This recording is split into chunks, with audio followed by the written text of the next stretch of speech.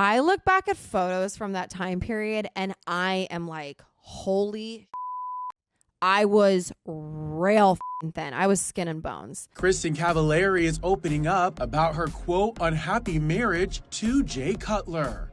While looking back at her time filming her E-series, Very Cavallari, with her ex-husband Jay Cutler, the reality star recalls during an episode of her Let's Be Honest with Kristin Cavallari podcast how the stress of their crumbling marriage took a toll on her body. I'll put it in perspective for you guys. I'm 5'3".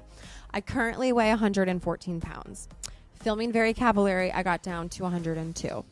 And I was eating the same amount of food that I'm eating now. The difference was I was so unhappy and so stressed out.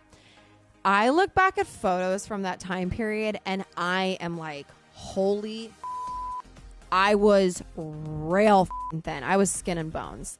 I looked like I think I look so much better now.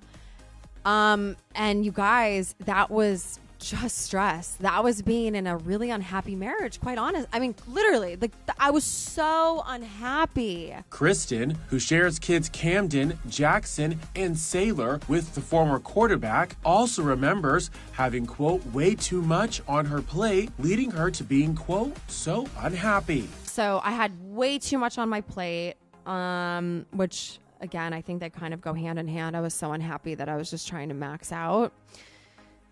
But I also wasn't lifting heavy weights like I am now too. But that was stress. So, but now I'm just taking care of myself in so many more ways too. But I work out with a trainer 1 day a week, lifting really heavy weight, and then I usually work out 3 to 4 times else.